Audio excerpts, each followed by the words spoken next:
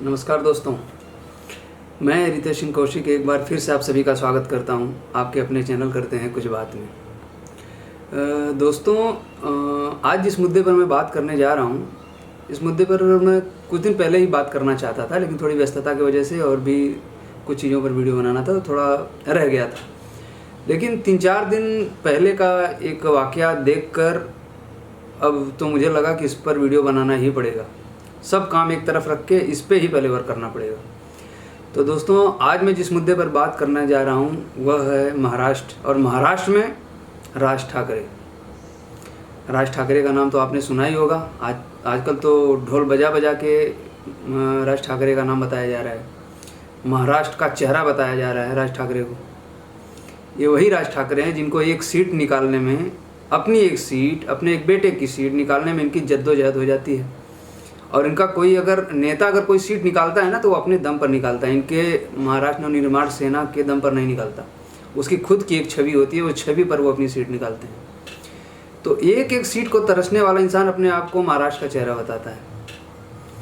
और राज ठाकरे की बात करें तो इनकी राजनीतिक जो करियर जो शुरुआत हुआ था ना, राजनीति क्या, मैं तो नहीं देखता कि ये राजनीतिक आदमी है, क्योंकि राजनीतिक आदमी इतने ओछेपन वाले तो मुद्दे नहीं उठाते हैं कि किसी को प्रताड़ित करो, किसी को थप्पड़ मारो, ज़बरदस्ती उससे अपनी भाषा बुलवाओ। एक अच्छे राजनेता की निशानी है नहीं, इसलिए मैं इनको राजनेता मानता ही नहीं। ये एक तरह से गुंडागर्दी वाला काम होता है, तो जो गुंडा ही करता है उसको गुंडा ही बोलते हैं। तो आप लोग समझ ही सकते हैं कि वो क्या है। तो राजनेता तो मैं इनको बोलूँगा नहीं। पार्टी बना लेने से कोई नेता नहीं हो जाता, नेता का गुण अंदर होना चाहिए। नेता लोगों के सुख दुख पे, हाँ, आपको सीखना चाहिए आपके बड़े पिताजी बाल ठाकरे जी, जिनका सम्मान पूरा देश करता है। और एक तरह से वो थे महाराष्ट्र का चेहरा।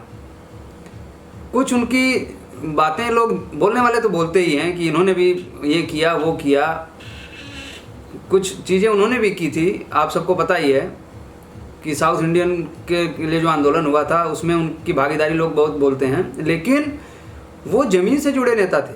वो छोटे लेवल तक जाके, नीचे तक जाके लोगों के सुख दुख में भी सहभागी होते थे। खाली गुंडागर्दी उनका पैमाना नहीं था। उन्होंने लोगों के बीच जाके लोगों को समझा, तब लोगों ने उनको अपने दिल में बिठाया, तब जाके वो बाला साहब ठाकरे हुए। आज उनकी इज्जत सब हर युवा के मन में है, हर युवा के दिल में राज करते हैं बाला साहब ठाकरे। खाली हिंदुत्व के चलते नहीं, हिंदुत्व तो उनका एक चेहरा था ही, लेकिन वो इंसान भी एक ऐसे थे जो सबका दर्द समझते थे। उन्होंने रहते हुए तो कभी उत्तर भारतीयों के खिलाफ ऐसी गलत टिप्पणी, बहुत ज़्यादा उत्तेजित बातें नहीं की जिस तरह से आप करते हैं। तो मैं आपको राज ठाकरे के बारे में बता देना चाहता हूँ कि राज ठाकरे जी ने अपने राजनीतिक करियर, हाँ अब बोलना ही पड़ेगा भाई, राजनीतिक करियर, अपने राजनीतिक करियर की शुरुआत इन्होंने ये जो शिवसेना थी उसकी एक छात्र संघ की विंग बनाई गई, उसमें उन्होंने हेड का रोल किया, निभाया। और जो 1990 का जो विधानसभा चुनाव था, विधानसभा चुनाव मुंबई का हुआ, उसमें वो बहुत ज़बरदस्त तरीके से प्रचार में उतरे और एक ज़बरदस्त चेहरा बन के आए शिवसेना का। तो वहाँ से उनकी छाप लोगों पर पड़ी कि राज ठाकरे है कोई। हम लोग भी अपने कॉलेज के टाइम पे सुने कि राज ठाकरे करके बहुत ज़बरदस्त नेता हैं महाराष्ट्र में। तो छवि आपकी तो हमारे मन में बहुत अच्छी थी। पहले जब हम कॉलेज में थे हम लोग, तो माना जाता था कि राज ठाकरे बहुत अच्छे नेता, और हम लोग तो ये जानते थे कि आप बाला साहब जी के बेटे हैं। हमको नहीं पता था कि उद्धव जी उनके बेटे हैं, क्योंकि हमारा महाराष्ट्र में आना होता नहीं था और उतनी बड़ी जानकारी हम लोग तब इकट्ठा करते नहीं थे। तो इस तरह से आपकी राजनीति थी कि आपको लोग उनका उत्तराधिकारी मानते थे, और हम तो उनका बेटा ही मानते थे कि आप बाला साहब जी के बेटे हो। लेकिन जब बाला साहब जी ने अपने बेटे को उत्तराधिकारी एक तरह से मान लिया, उद्धव ठाकरे को, तो इनके मन में ना कसक हुई, पीड़ा हुई।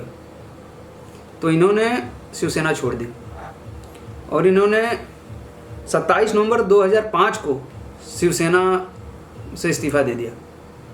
इतना महत्वाकांक्षी होना अच्छी ही बात है, तो आप ही बताइए।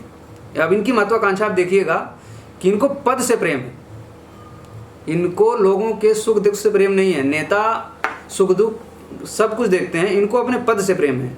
इनको चेहरा नहीं बनाया गया शिवसेना का, तो इन्होंने शिवसेना छोड़ दी। फिर इन्होंने 9 मार्च 2006 को अपनी पार्टी बनाई। हालांकि जब से उन्होंने छोड़ा, अपना दिमाग में रख के ही छोड़ा उन्होंने, वो तो पहले ही बना चुके थे, मनसे का निर्माण तो मन में पहले ही कर चुके थे, शिवसेना जब छोड़ने वाले थे तभी, लेकिन टाइम लिया उन्होंने। तो 2006 में इन्होंने मनसे का महाराष्ट्र नवनिर्माण सेना, जिसको शॉर्ट में मनसे बोलते हैं, तो इसमें मनसे में शिवसेना के भी कुछ लोग इनके साथ आए, लेकिन शिवसेना से इतर थी इनकी राजनीति। ये गुंडागर्दी वाली पार्टी हो गई, हर चीज़ पर बवाल, हर चीज़ पर बवाल। द्रोड़ मूवी में जो है के प्रमोशन के सेट पर जया बच्चन ने क्या बोल दिया कि जो है हम हिंदी भाषी हैं, हम जो हिंदी बोलेंगे, हमको कोई इतना फोर्स ना करे। तो जया बच्चन की कोई भी मूवी मुंबई में रिलीज नहीं करने दे रहे थे, इतनी गुंडागर्दी थी इनकी। हर जगह इनके जो गुंडे थे ना, मनसे के गुंडे, वो पहुंच ही जाते थे वो मूवी बंद करवाने के लिए, जया बच्चन के लिए। हालांकि जया बच्चन का रूप अब आप देख ही रहे होंगे कि वो भी बहुत सही नहीं है, लेकिन फिर भी उत्तर भारतीय का उन्होंने पक्ष लिया था उस टाइम पे, तो उनकी कोई भी मूवी इन्होंने चलने नहीं दिया। बाद में अमिताभ बच्चन ने खुद आकर सामने से माफ़ी मांगी, तब जाके उनकी मूवी उन्होंने चलने दिया थिएटर में। तो इस टाइप की इनकी गुंडागर्दी है। और कपिल शर्मा शो में क्या हुआ था? कुछ नहीं हुआ था, बस खाली कपिल शर्मा के शो में मुंबई को बॉम्बे बोल दिया गया था। हालांकि हम भी इसका सपोर्ट नहीं करते हैं, भाई मुंबई है, मुंबा देवी जी हैं, उनके नाम से मुंबई का नाम हम लोग जानते हैं, मुंबई ही बोला जाना चाहिए। लेकिन वो बताने का एक तरीका होता है, वो लोगों को धीरे धीरे आएगा। बॉम्बे बोल चुके हैं लोग बहुत पहले से, बॉम्बे बॉम्बे बॉम्बे, हमारे भी मुंह पे बॉम्बे ही था, अब हम लोग धीरे धीरे मुंबई बोलना शुरू किए हैं। हमारे यहाँ तो बम्बई बोला जाता था, बॉम्बे तो बहुत दूर की बात, बम्बई बोलते थे हमारे उत्तर भारत में, हमारे यूपी बिहार में लोग। अब धीरे धीरे लोग मुंबई बोलना शुरू किए हैं। अगली पीढ़ी आते आते वो बॉम्बे और बम्बई हट ही जाएगा, वो मुंबई ही रहेगा। तो उसका एक तरीका होता है। ये छोटी सी तुच्छ है जैसी जो है, आप एक मुद्दा उठा लेते हैं कि बॉम्बे क्यों बोल रहे हो। अरे भाई, ये कौन बोलता है? ये राजनेता, किसी ने इस पर टिप्पणी नहीं की। आप टिप्पणी कर रहे हो क्योंकि आप अपनी ज़मीन तलाश रहे हो राजनीति में। तो राजनीति में अपनी ज़मीन तलाशने के लिए ये मुद्दे आपके लिए नहीं हैं। आप युवाओं का मुद्दा उठाइए, रोजगार का मुद्दा उठाइए। हर साल मुंबई बाढ़ में डूब जाती है, उसके लिए तो मैं आपको प्रदर्शन करते कभी नहीं देखा कि चलिए आप भूख हड़ताल पर बैठ गए 5 दिन 7 दिन, कभी देखा नहीं मैंने आपको। खाली गुंडागर्दी करने के नाम को आप राजनीति बोलते हो। और आप इतने अगर ज़्यादा महाराष्ट्रीय भाषा को लेकर, भाषा विवाद को लेकर इतना ज़्यादा उत्तेजित हो, तो मैंने आपको तो कभी नहीं देखा किसी को थप्पड़ मारते हुए।